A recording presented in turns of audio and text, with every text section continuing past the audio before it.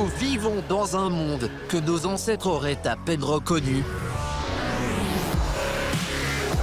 À travers le monde, l'impact de l'ingéniosité humaine est désormais omniprésent. Nous avons repoussé les limites de notre planète en atteignant des vitesses, des profondeurs et des hauteurs qui auraient coupé le souffle de nos ancêtres.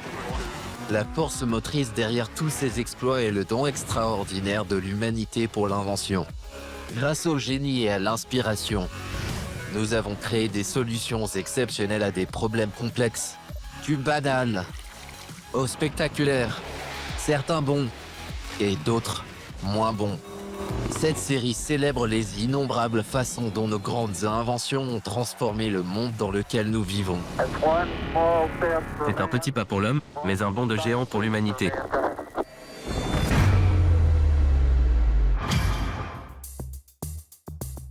En quoi la forêt tropicale contribue-t-elle au bonheur de l'humanité? Le matériau très prisé qui fait le succès de cette invention se trouve ici.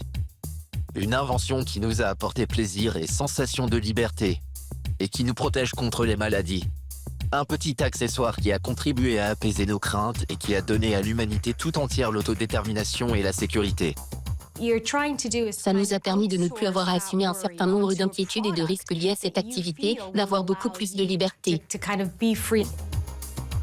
Casanova reconnaissait déjà ses mérites, même si à l'époque il était décrié comme un instrument du vice.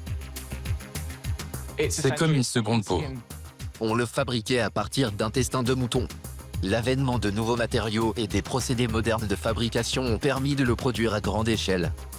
Les médecins recommandent depuis longtemps son utilisation, mais sa publicité était sanctionnée par des peines de prison. Ce que les Britanniques surnomment par-dessus, ou lettres françaises, est aujourd'hui vendu par milliards dans de nombreux pays du monde. C'est une invention très ingénieuse. Une gaine ultra fine pour se protéger tout en ne diminuant pas les sensations d'une des activités préférées au monde. Le préservatif.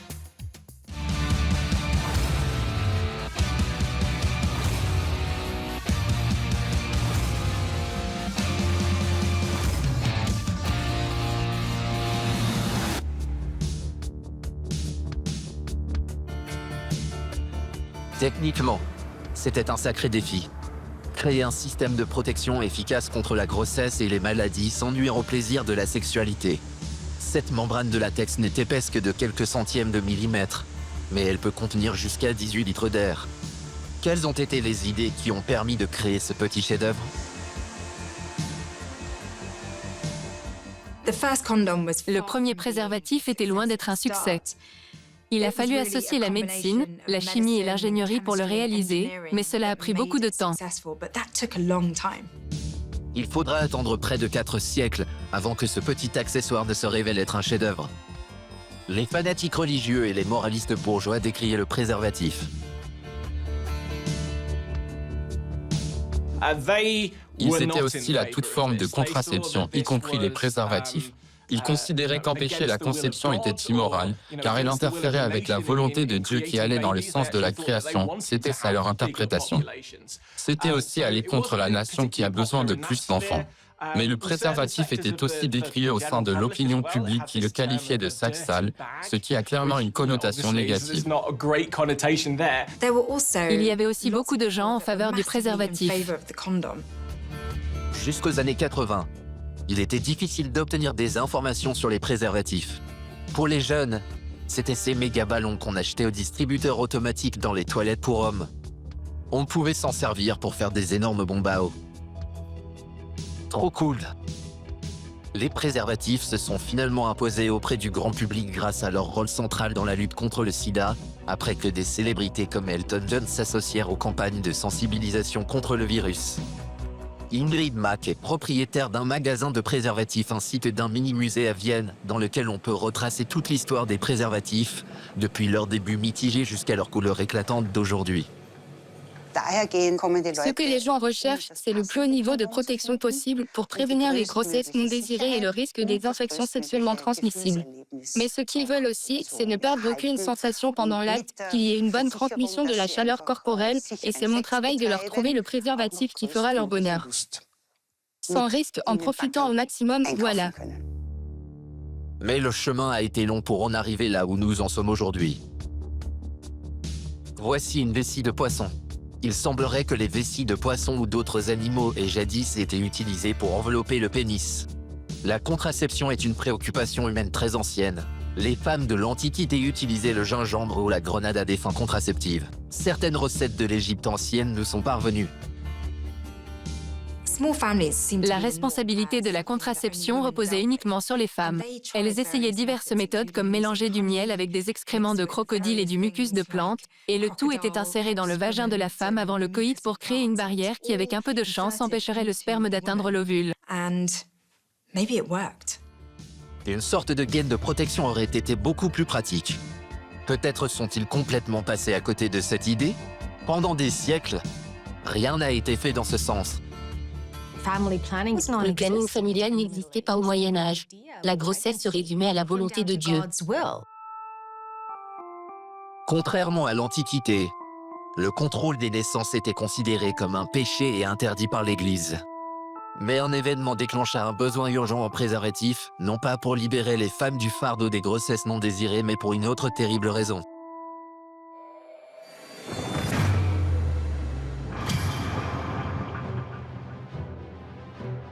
La guerre, et dans son sillon, la maladie. Le Moyen-Âge s'achève avec la découverte de l'Amérique par Christophe Colomb en 1492, et laisse place à l'ère moderne. L'hypothèse selon laquelle les marins des navires auraient contracté des maladies inconnues sur le nouveau continent n'est pas écartée par les historiens. En janvier 1494, le roi de France Charles VIII, considérant que le trône du royaume de Naples lui revient, décide d'envahir l'Italie à la tête d'une armée de 30 000 hommes et d'un bataillon d'environ 500 prostituées. Une étrange maladie se déclare subitement pendant la guerre. Après avoir mené une procession triomphale à Naples, le roi Charles VIII est contraint de dissoudre son armée. Les soldats et les mercenaires survivants retournèrent dans leur pays d'origine, emportant la maladie avec eux. Ce fléau mystérieux se répandit ainsi dans toute l'Europe en l'espace de quelques années et atteignit même la Chine une décennie plus tard. Cette maladie sans nom était très répandue dans les maisons closes et dans les villes portuaires, et elle était souvent associée avec le péché et l'immoralité sexuelle. Cela a conduit à une forte stigmatisation à la fois des malades et des femmes soupçonnées de la propager qui étaient tout simplement mis au banc de la société. Alors que la maladie était à l'époque perçue comme une forme de châtiment divin, il est possible qu'elle ait été rapportée du Nouveau Monde lors des grandes découvertes, mais cette hypothèse n'a pas été prouvée. La syphilis s'est rapidement répandue dans toutes les classes sociales, depuis les maisons closes jusqu'au palais des souverains. Les dirigeants pensaient vaincre la syphilis par la monogamie ou l'abstinence, mais aujourd'hui on sait que ça ne fonctionne pas. Un petit tissu de lin qu'on imbibe de sel. C'était la solution pour se protéger de la syphilis. C'est du moins ce qu'affirmait le médecin et anatomiste italien Gabriele Falloppio. Falloppio testa ses gaines en lin protectrice sur plus de 1100 hommes et aucun d'eux ne fut infecté. Mais son invention fut tenue secrète car ces gaines en lin de protection pouvaient aussi servir de moyen de contraception. Véritable blasphème aux yeux de l'Église. Suite à la publication à Venise du traité sur la syphilis de Falloppio, environ 2 ans après sa mort, l'utilisation des gaines de protection commença à se répandre en Europe. C'est la panique générale suscitée par la propagation rapide de la syphilis qui a été le catalyseur de cette invention. Les hommes voulaient se protéger et ils blâmaient les femmes et notamment les prostituées, ce qui reflète les préjugés de genre et la misogynie de l'époque. Elles étaient vectrices de la maladie du désir. Il faudra désormais un bout de tissu froissé pour faire l'amour. Quelle abomination! Les hommes lui font confiance pour se protéger des maladies. Mais cette confiance peut avoir des conséquences mortelles.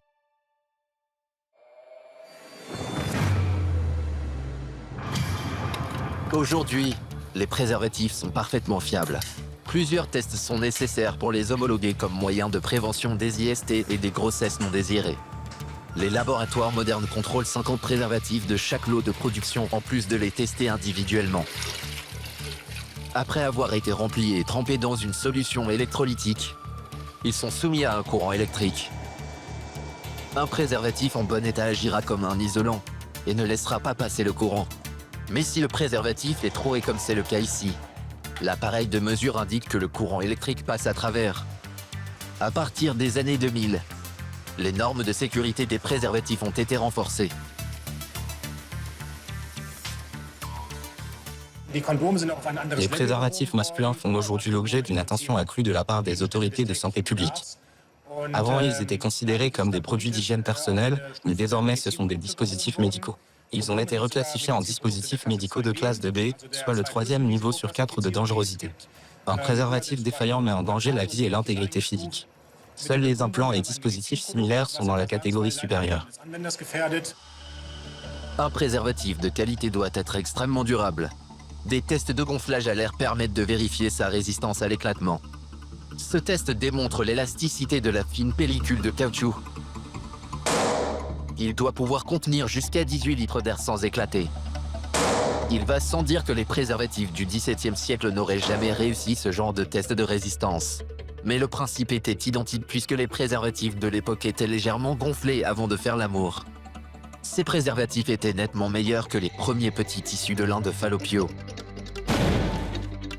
La guerre ne changea pas seulement les normes morales, elle modifia aussi l'équilibre des pouvoirs dans la vieille Europe.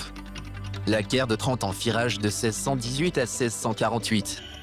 Ce qui n'était au départ qu'un conflit interne sur fond de division religieuse entre protestants et catholiques se transforma progressivement en une guerre pour la suprématie en Europe et la France s'imposa comme la nouvelle puissance du continent. Cette période est également marquée par des changements radicaux dans les coutumes et les normes morales. C'est l'avènement de l'ère de la galanterie.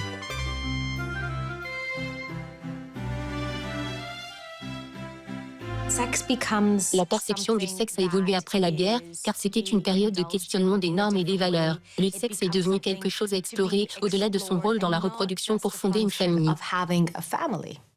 Afin de pouvoir profiter pleinement de cette nouvelle liberté sexuelle, il fallait mieux se protéger contre les infections et les grossesses non désirées. Les gens ne voulaient pas attraper de maladies et n'étaient pas non plus enclins à avoir une descendance avec chacun de leurs partenaires sexuels.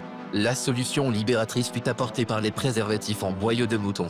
Le Phénicien Giacomo Casanova, écrivain et globe-trotteur, n'est pas connu pour sa discrétion. Dans ses mémoires, il décrit ses aventures sexuelles avec force détail.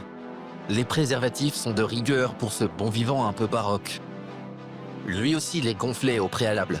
Un contrôle de sécurité dans le cadre des préliminaires érotiques. Je pense que son œuvre illustre bien cette transition concernant la sexualité et la confiance donnée aux préservatifs, notamment quand on était un coureur de jupons avec des centaines voire des milliers de femmes dans son lit. Ça montre à quel point le préservatif est fiable et durable, mais c'est aussi un message pour montrer que même quelqu'un avec des mœurs aussi légères peut se montrer responsable en ce qui concerne la sécurité sexuelle. Il aurait fait un très bon porte-parole du préservatif. Il aurait même charmé une nonne, au risque d'une grossesse qui aurait provoqué un grave scandale. C'est dire la confiance qu'il avait en ses préservatifs, qu'il surnommait les redingotes anglaises. En Outre-Manche au XVIIIe siècle, on parlait de lettres françaises pour désigner les préservatifs. Londres était alors un des plus grands centres commerciaux au monde, et comme dans toutes les villes portuaires, on y trouvait facilement du sexe pour de l'argent. On y vendait aussi les plus belles lettres françaises, en différentes tailles et variétés. En 1750, une certaine Madame Phillips séduisait ses clients dans son commerce de préservatifs. Madame Phillips en faisait la promotion sans la moindre gêne. Ses arguments étaient très convaincants, puisque le préservatif évitait de tomber enceinte ou malade et de ressentir la honte ou la culpabilité du fait de la stigmatisation des IST à l'époque. L'idée d'utiliser les intestins d'animaux comme préservatifs trouve son origine dans la longue histoire de leur utilisation dans la préparation de saucisses. Qu'ils soient d'agneau, de veau ou de chèvre, les boyaux sont souples et offrent la taille adéquate. Mais fabriquer un préservatif qui remplit sa fonction demande un processus élaboré. Le boyau nettoyé est trempé dans de la lessive avant d'être blanchi et désinfecté et lavé à nouveau. Il est ensuite gratté pour enlever les couches superficielles jusqu'à ce qu'il ne reste plus qu'une fine membrane qui est glissée sur une forme de pénis pour sécher. Et on lui coud un nœud à l'extrémité afin qu'il ne glisse pas pendant son utilisation.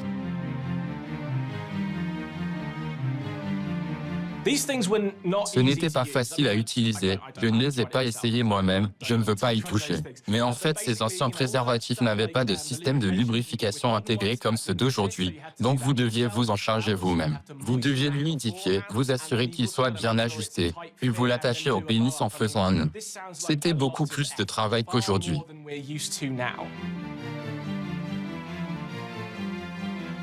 Ces préservatifs du XVIIIe siècle n'étaient pas parfaits, mais ils fonctionnaient tout de même plutôt bien et on pensait qu'ils ne pouvaient plus beaucoup s'améliorer, ce qui bien sûr est le cas.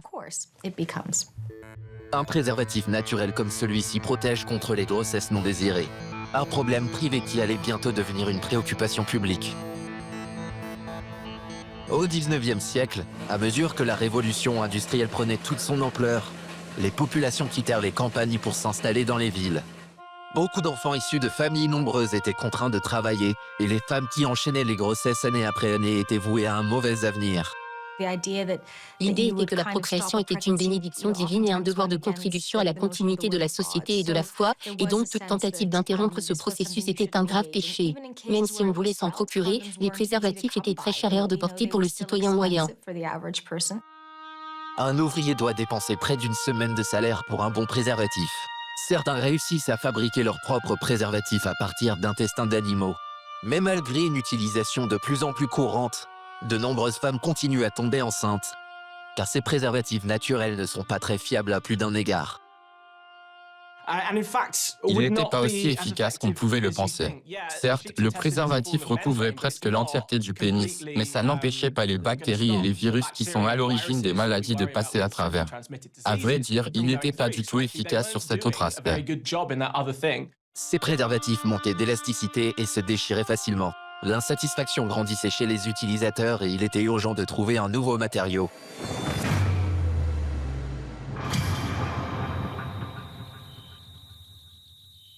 La forêt amazonienne abrite un arbre singulier, l'EVA, ou comme les Indiens l'appellent, l'arbre qui pleure. Quand on entaille l'écorce d'un EVA, une substance laiteuse blanche s'écoule. On nomme ce liquide le latex et il est composé aux 2/3 d'eau. Le latex coagule et sèche lorsqu'il est exposé à l'air, pour former une masse qu'on appelle le caoutchouc naturel qui a une texture collante et malléable.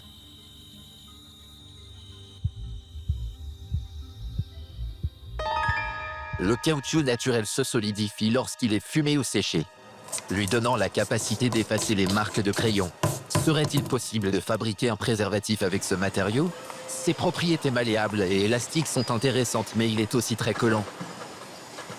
Un chimiste américain du nom de Charles Goodyear était obsédé par l'idée d'améliorer les propriétés du caoutchouc naturel, qu'on appelait alors caoutchouc d'Inde.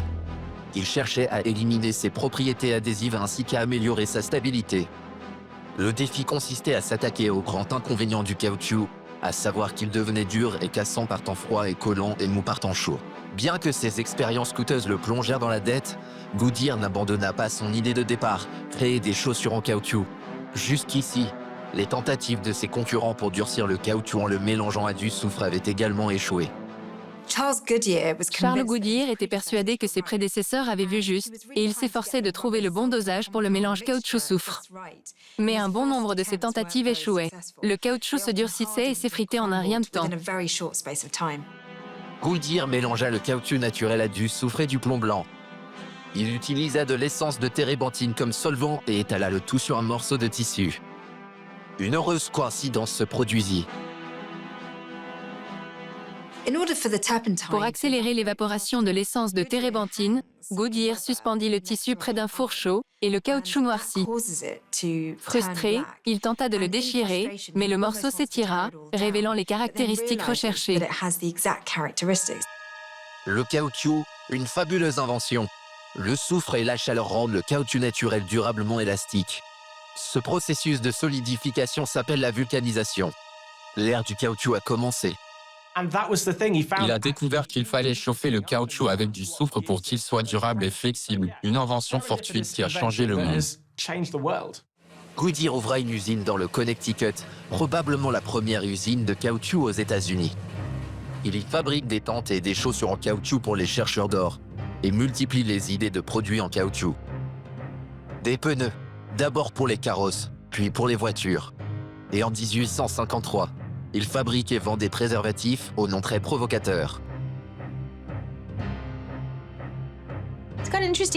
Sa stratégie marketing était assez osée. On aurait pu penser qu'il les appellerait gaines en caoutchouc ou quelque chose dans ce genre, parce qu'il en est l'inventeur et qu'ils sont en caoutchouc. Mais il a choisi de les nommer sac contre la gonorrhée ou sac contre la syphilis, ce que rétrospectivement son équipe marketing n'aurait sans doute pas approuvé. Par chance, ça n'a pas pris et le terme préservatif est resté d'usage. Une étape importante. Goodyear a trouvé le matériau idéal. Le premier préservatif en caoutchouc couvrait uniquement le gland du pénis. Il ressemblait à peu près à ça. Ces préservatifs en caoutchouc étaient loin de faire l'unanimité lors de leur arrivée en Europe. En 1853, le Saint-Office de l'Inquisition espagnole a même catégoriquement interdit leur utilisation. Si vous étiez fidèle à vos chefs spirituels, vous n'alliez pas utiliser ces préservatifs.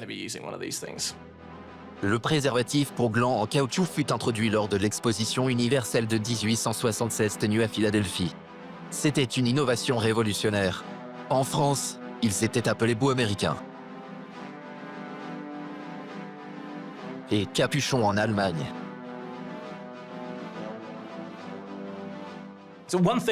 Ces premiers préservatifs en caoutchouc n'offraient qu'une couverture partielle car ils ne recouvraient que la partie supérieure du pénis, à la différence des préservatifs modernes qui couvrent toute la longueur, et on devait les attacher avec un ruban ou une ficelle. Ça posait évidemment plein de problèmes. Ils avaient souvent tendance à glisser ou à se détacher. Le sperme pouvait facilement s'échapper par les côtés et des zones étaient exposées aux infections et déjà à l'époque on questionnait son efficacité. Un préservatif aussi court ne faisait guère l'affaire pour se prémunir des grossesses. Il ne protégeait pas non plus contre les maladies vénériennes, tandis que dans les discours officiels, toutes ces choses n'avaient rien à voir.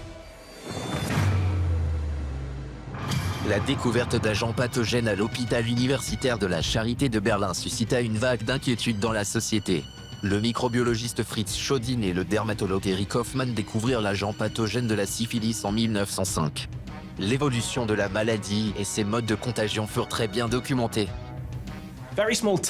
Il suffit de très petites déchirures cutanées pour que la syphilis soit transmise. Ces sortes de préservatifs à capuchon convenaient parfaitement pour des maladies comme la gonorrhée, mais ils n'étaient pas assez efficaces pour prévenir la syphilis. La fin du 19e siècle fut marquée par une forte résurgence de la syphilis, qui ne se limita pas aux quartiers pauvres et toucha toutes les classes sociales. Les étudiants étaient particulièrement touchés. Un préservatif efficace aurait le potentiel d'enrayer cette épidémie. Il fallait qu'ils soient plus longs et leur design a donc complètement changé. Les industriels réagirent rapidement en produisant des préservatifs pleine longueur, découpés dans des feuilles de caoutchouc avec une couture au milieu, mais ils réduisaient fortement les sensations. Les modèles pleine longueur étaient nettement plus épais que les modèles modernes, du fait des limites de la méthode de vulcanisation de l'époque. Ils étaient presque aussi épais que des chambres à air de vélo. Le nouveau préservatif n'en est encore qu'à ses débuts. Mais cette filière est en plein essor. La découverte de la vulcanisation par Goodyear a fait du caoutchouc une ressource universelle, et de nouveaux additifs lui donnent une multitude de nouvelles propriétés.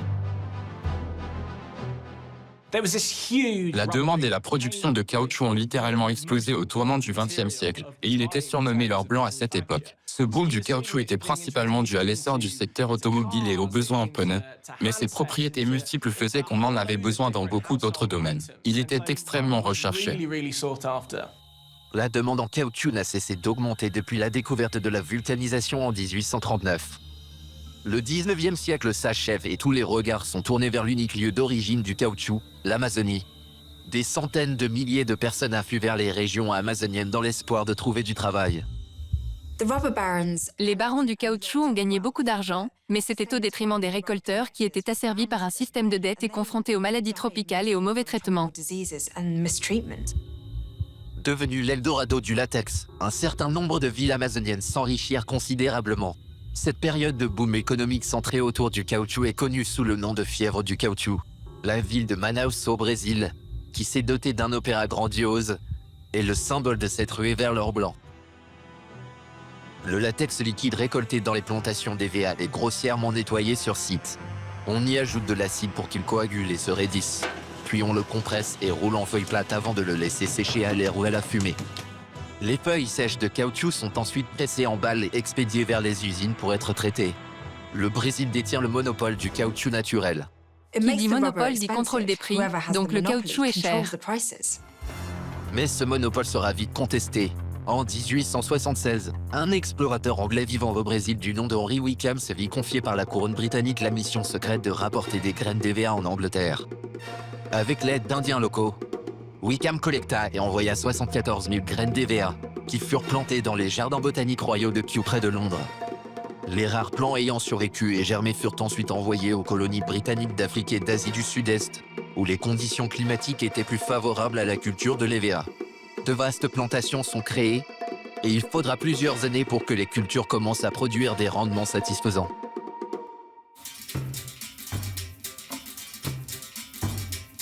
La récolte du latex impliquait traditionnellement le travail de mineurs. Mais cette pratique diminue à mesure que le nouveau caoutchouc bon marché issu de plantations artificielles dans d'autres parties du monde supplantait celui des régions amazoniennes. Cette évolution bénéficia aux préservatifs que l'on produisait en masse à partir des feuilles de caoutchouc. Mais ce n'était pas la seule chose qui était désormais produite en masse à l'époque. La vie dans les pays industrialisés avait profondément évolué en l'espace de quelques années à peine. Les automobiles accéléraient encore plus leur rythme de vie et les premiers foyers étaient alimentés en électricité. La vie devient moderne, on commence à réfléchir au fait que la planification familiale devrait être un choix personnel, et c'est à cette même époque que l'industrie du caoutchouc travaille à la mise au point du préservatif ultime. Un tout nouveau procédé, le trempage, est introduit vers les années 1900. Il consiste à liquéfier le caoutchouc avec de l'essence et à y plonger des moules, que l'on laisse ensuite sécher afin que l'essence s'évapore et que le caoutchouc se solidifie sur le moule. On obtient des préservatifs sans jointure, entièrement en caoutchouc. Le préservatif moderne prend forme. Ces nouveaux préservatifs sans couture ont-ils le potentiel pour devenir un produit de masse? Ils sont utilisés jusqu'aux classes sociales les plus démunies, qui les lavent et les réutilisent jusqu'à rupture, car leur prix est encore égal à une demi-journée de salaire.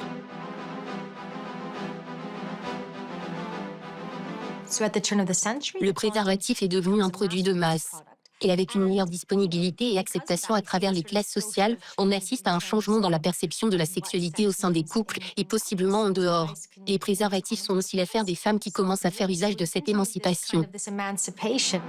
Dans les années 1900, le mouvement des suffragettes est à son apogée en Angleterre et aux États-Unis. Elles exigent l'égalité homme-femme et font pression pour que les femmes obtiennent le droit de vote ainsi que le droit à une grossesse autodéterminée.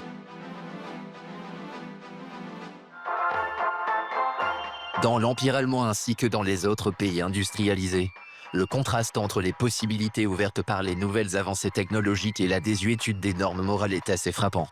L'empereur allemand a fait de l'avortement un délit répréhensible et a interdit la promotion de la régulation des naissances. Ces questions étaient débattues dans tous les pays. Beaucoup craignaient que l'introduction et la distribution en masse de préservatifs n'entraînent une baisse du taux de natalité et que les nations finissent par s'éteindre.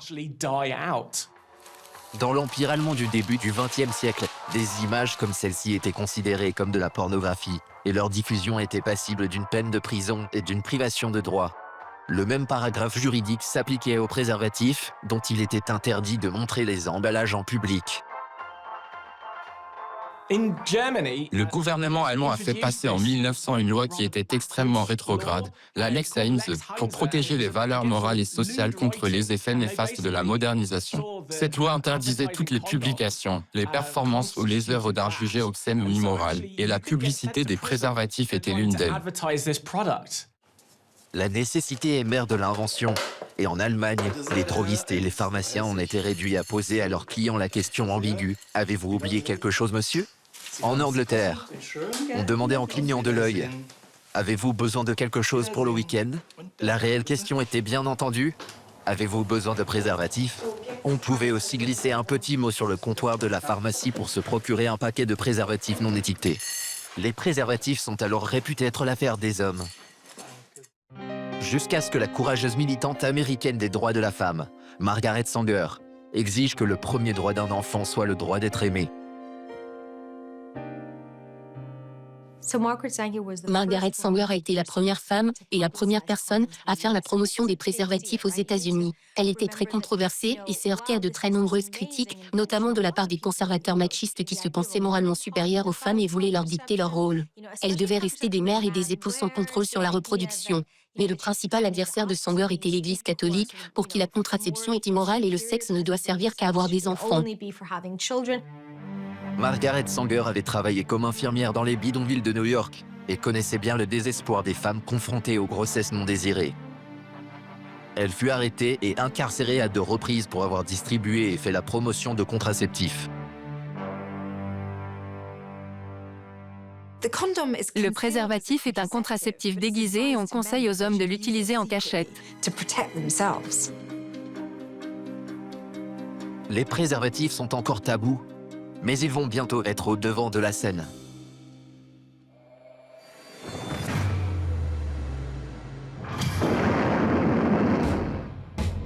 La Première Guerre mondiale commence en 1914. Entre les combats, les soldats recherchent des relations sexuelles rapides dans les bordels de l'armée. Des préservatifs leur sont fournis pour ces rencontres et leur utilisation est même recommandée, une politique contraire à celle menée dans leur pays. Les soldats allemands s'en servent pour éviter toute propagation de maladies vénériennes dans leur rang. Les Américains n'entrent en guerre qu'à partir de 1917. Ils sont très bien préparés à la guerre mais beaucoup moins aux maladies vénériennes, car l'armée américaine ne fournit pas de préservatifs à ses soldats. La discipline sexuelle est partie intégrante de l'effort de guerre. Ils ont eu près de 400 000 cas de syphilis et de gonorrhée, c'est hallucinant. Cette épidémie a remis en question la politique sanitaire américaine. Les préservatifs sont aujourd'hui classés comme dispositifs de protection contre les infections. La généralisation de l'usage du préservatif pendant la guerre a démontré aux Européens son utilité, mais aussi son manque de fiabilité. Un crash d'avion fait les gros titres, mais l'éclatement d'un préservatif reste inconnu. On n'a donc jamais entendu parler des nouvelles maladies dues au dysfonctionnement des préservatifs. On a même parlé d'une génération d'enfants en caoutchouc nés à la suite de ruptures. Julius Fromm, un fabricant de préservatifs basé à Berlin, est parmi les premiers à tester individuellement chacun de ces préservatifs à l'aide d'air comprimé. Les préservatifs Fromm sont les premiers à être commercialisés sous une marque spécifique. Leur popularité fut telle qu'ils firent leur apparition dans les cabarets des années 1920. Fromm, prenez soin d'eux. Les sociétés d'après-guerre cherchent à se reconstruire et à trouver de nouvelles façons de vivre, notamment en matière de sexualité. Les préservatifs ne sont plus tabous et les gens ont une attitude plus libérale envers le sexe hors mariage et la contraception. Les années folles sont une période où les gens commencent à s'habiller différemment, à danser différemment. Il y a un sentiment de plus grande liberté sociale. Les préservatifs ne sont plus un secret d'initié.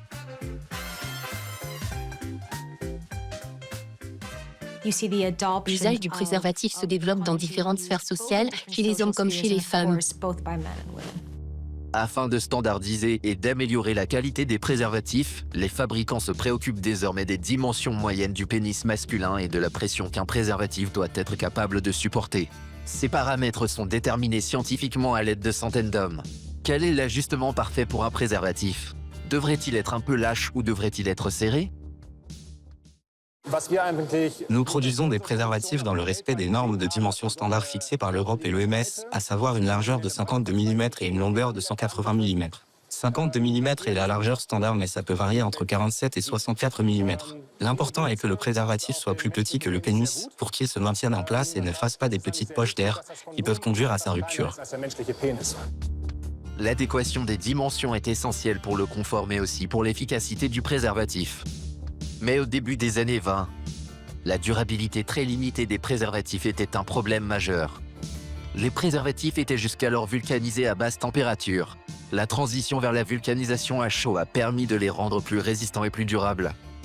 Aujourd'hui encore, ce processus est essentiel pour obtenir les préservatifs résistants auxquels nous sommes habitués.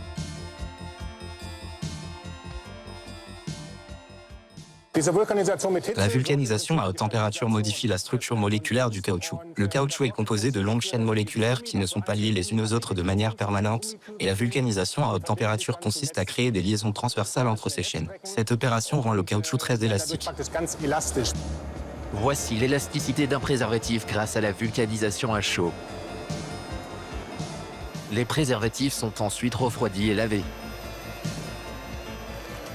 Bien que la vulcanisation à chaud était déjà pratiquée depuis près d'un siècle, les matériaux utilisés étaient beaucoup plus épais. Mais comment les préservatifs sont-ils devenus ultra sensibles?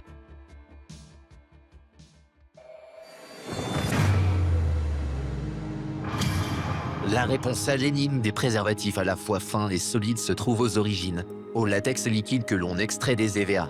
La chaîne de transformation devait être réinventée. Si on pouvait plonger directement les moules de pénis dans du latex frais et propre, au lieu de devoir reliquéfier le caoutchouc solide, La membrane résultante serait plus fine. Mais il faudrait pour cela pouvoir garder le latex à l'état liquide plus longtemps. Dans un nouveau procédé inventé aux États-Unis, le latex brut est d'abord évaporé afin de le rendre plus concentré, puis on y ajoute de l'ammoniac pour empêcher la solidification et obtenir ainsi un latex liquide durable. Les préservatifs en latex étaient plus fins et plus résistants que ceux en caoutchouc. Aujourd'hui, la sève blanche de l'EVA est toujours le produit de départ dans lequel les moules sont trempés. Dans le processus de production, chaque préservatif est plongé dans 2 bains de latex. Le latex brut est naturellement très collant. En plongeant les moules dans les bains, le latex va adhérer uniformément à leur surface et former une mince couche qui aura précisément leur taille et leur forme. Ce qui rend cette substance si fascinante, c'est sa capacité unique à être transformée en une structure qui est à la fois incroyablement fine, extrêmement élastique et très stable. On peut ainsi avoir à la fois une sensibilité presque naturelle et une grande protection, ce qui est parfait pour des préservatifs ou des gants chirurgicaux par exemple. L'épaisseur standard mondiale est fixée à 0,06 mm, c'est donc extrêmement fin. C'est grâce à cette épaisseur réduite que les préservatifs en latex ont une grande élasticité, une grande sensibilité et aussi une meilleure conductivité thermique. Les premiers préservatifs en latex sont commercialisés aux États-Unis en 1929 et rencontrent un franc succès. Ce sont les préservatifs en latex de la marque Trojan, produits par l'entreprise Jans Rubber Company. La fabrication en masse d'un produit entraîne automatiquement une baisse du prix unitaire de chaque pièce. Avec l'essor de la production industrielle de caoutchouc et de latex, les préservatifs ont cessé d'être des produits spécialisés et sont devenus abordables pour tous.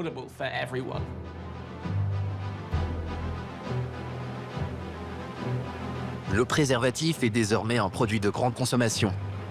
Dans les années 30, les autorités sanitaires américaines s'intéressent également aux préservatifs.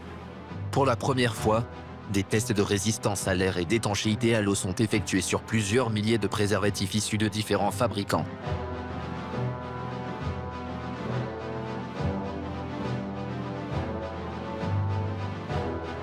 « 60% présentaient des fuites. Étant donné les risques liés au dysfonctionnement des préservatifs, c'était un problème majeur. Les tests de qualité préalables à la vente deviennent obligatoires et les préservatifs sont reclassifiés en dispositifs médicaux par les autorités sanitaires américaines. La syphilis tue les nourrissons. Des campagnes de sensibilisation sont menées pour promouvoir l'utilisation des préservatifs contre la syphilis. Les méthodes modernes peuvent guérir la syphilis. Ni médecin charlatan ni médicament ne peut résoudre le problème. Les prostituées ne sont pas fiables et on ne peut pas sécuriser leur activité. Prendre des risques ne vous apportera rien. Utilisez un préservatif. Dans l'Amérique du début des années 30, les préservatifs sont donc commercialisés exclusivement comme dispositifs de protection sanitaire. Mais au même moment en Allemagne, alors que les préservatifs étaient recommandés comme contraceptifs, cette liberté personnelle allait bientôt être restreinte. Le parti nazi arrive au pouvoir en 1933 et les préparatifs de guerre commencent quelques années plus tard. Sous le Troisième Reich, la vente dans les distributeurs automatiques ou la publicité officielle pour les préservatifs sont interdites. Mais l'industrie des préservatifs continue de produire, car en cas de guerre, les troupes doivent impérativement être approvisionnées.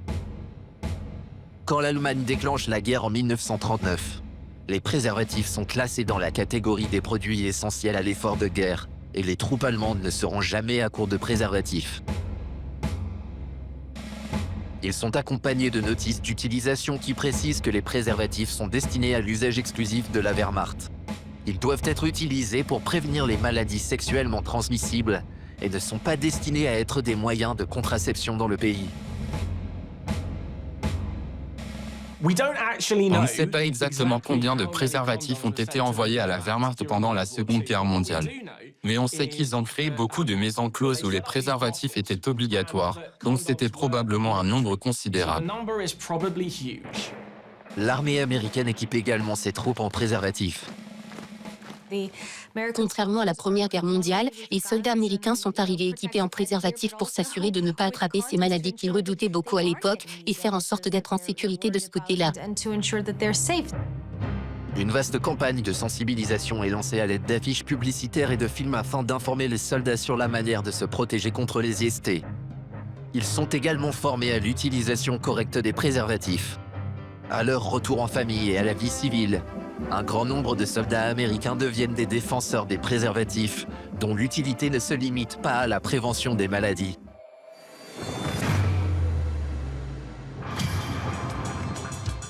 À partir des années 50, le planning familial devient de plus en plus populaire. Le préservatif permet de limiter la taille de la famille, qui dans l'idéal serait assez réduite pour tenir dans une petite voiture. Les gens reprennent une vie normale, ils savent qu'ils ont les moyens d'élever des enfants, mais certainement pas une flambée de 6. La sexualité avant mariage et hors mariage sont reconnues et acceptées comme une réalité. On peut remettre la parentalité à plus tard en utilisant les préservatifs.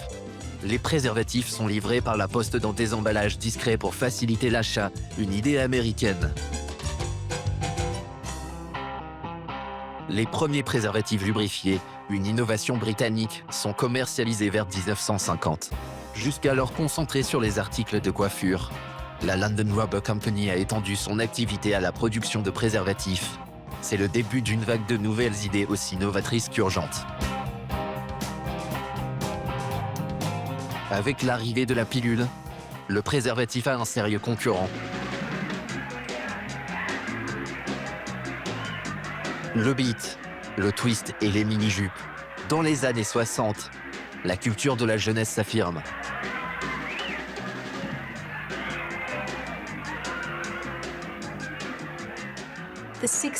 Les expériences et les mentalités issues des années 20 et de la guerre ont préparé le terrain des années 60. C'est une période d'aspiration à la paix et à la liberté, y compris sexuelle avec le fait l'amour pas la guerre du mouvement hippie comme slogan symbolique. Cette période est le résultat des changements sociaux précédents, des années 20 puis des guerres et la prophylaxie. Les gens ont désormais le choix entre la pilule et les préservatifs, et la syphilis ne fait plus peur car on a découvert le traitement par la pénicilline. Mais plusieurs événements dramatiques viennent ensuite remettre le préservatif au centre de l'attention. Car en 1981, les Centres pour le contrôle et la prévention des maladies des États-Unis publient une alerte. Ils sont confrontés à une série de cas de maladies pulmonaires rares chez des adultes homosexuels.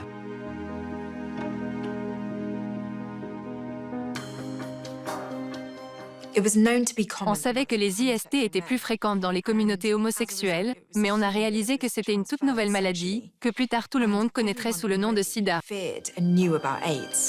Un nouveau virus. Le virus de l'immunodéficience humaine, qui attaque le système immunitaire de l'organisme. Là où il est particulièrement dangereux, c'est que les symptômes ne se manifestent généralement que longtemps après l'infection. Les hommes homosexuels sont les plus touchés par le virus.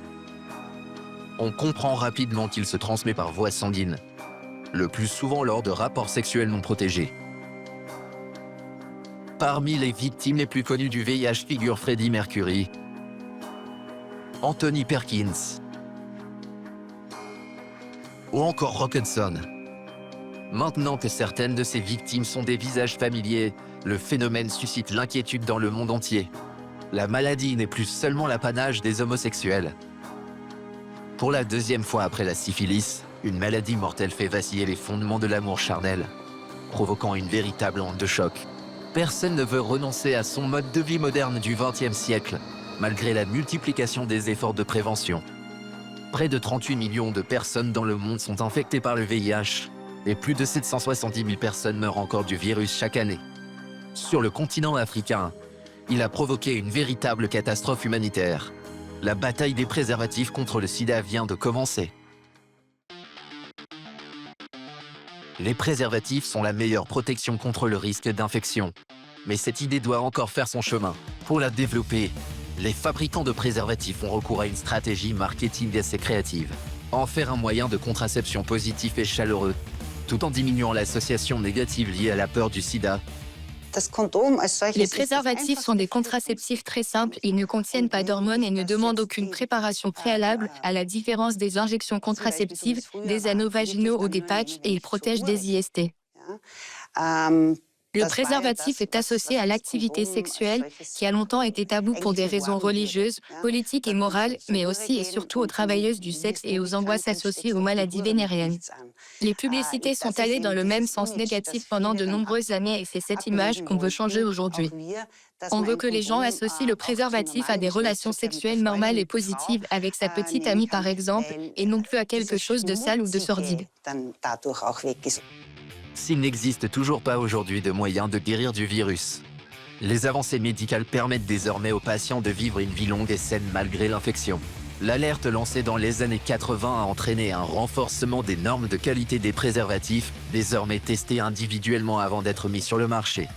Le test le plus fiable est le test de haute tension électrique, dans lequel chaque préservatif est soumis à un courant de plus de 1000 volts.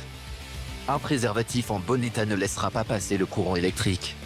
Mais s'il présente la moindre perforation ou fissure, on pourra détecter le passage de l'électricité. Pour qu'un produit de masse se distingue de ses concurrents, il doit offrir quelque chose de spécial. La prévention des IST devient un domaine qu'il est possible de personnaliser. Il est toujours possible de perfectionner une invention, aussi simple soit-elle. Nos méthodes de conception actuelles des préservatifs sont si avancées et si optimisées qu'on peut presque dire qu'elles sont parfaites. Il ne s'agit désormais que d'explorer les types, avec ou sans latex, les saveurs variées et les textures différentes, mais au fond, il est quasiment parfait dans sa forme actuelle. Une jeune start-up berlinoise explore de nouvelles variantes et des stratégies marketing audacieuses pour continuer de dévoiler tout le potentiel du vénérable préservatif. La responsabilité environnementale et le commerce équitable ont fait leur entrée dans l'industrie du préservatif. Linda Preil a acquis plusieurs années d'expérience en Thaïlande et en Malaisie. On a tout de suite dit aux gens qu'on voulait comprendre les choses dans leur globalité et établir une relation de confiance avec eux. On ne pouvait pas simplement arriver d'Allemagne et dire « vous devez faire les choses autrement et nous savons comment faire ».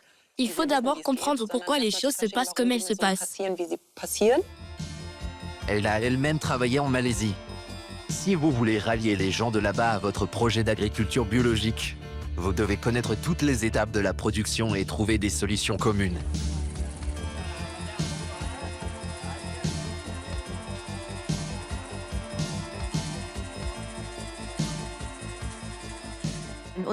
La culture du caoutchouc est associée à de nombreux problèmes tels que la déforestation, les conditions de travail précaires, la perte de biodiversité et les dommages à long terme causés par les produits agrochimiques. De l'autre côté, nous voulons sauver la nature et les EVA de Thaïlande et de Malaisie.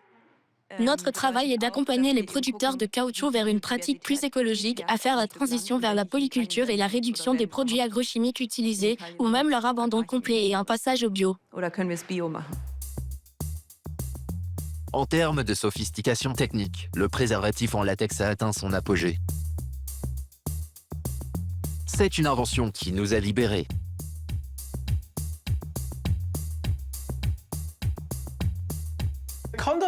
Le préservatif est unique parce qu'il répond à un double problème à la fois. Celui des grossesses non désirées, que tout contraceptif est censé résoudre, mais aussi celui des maladies sexuellement transmissibles. Depuis les redingotes anglaises de Casanova, fabriquées à partir d'intestins de mouton, le préservatif a fait beaucoup de chemin. Le préservatif, compagnon du désir et du vice. La sève de l'EVA lui a permis de devenir fin, élastique et résistant. Il a bénéficié du caoutchouc et de l'engouement du 19e siècle pour ce nouveau matériau miraculeux, qui a conduit à l'essor de l'industrie et de la production de masse. La découverte de la vulcanisation par Goodyear en 1839 lui a été fondamentale. Le préservatif est devenu si parfait dans sa conception qu'il n'y a vraiment que très peu de place pour l'améliorer. Ce seront désormais des variations de design qui viendront un peu le modifier et l'ajuster, mais dans l'état actuel des choses, le préservatif moderne est très proche de la perfection. Au final, il aura fallu plusieurs siècles d'évolution pour que cette invention soit aujourd'hui un véritable chef-d'œuvre.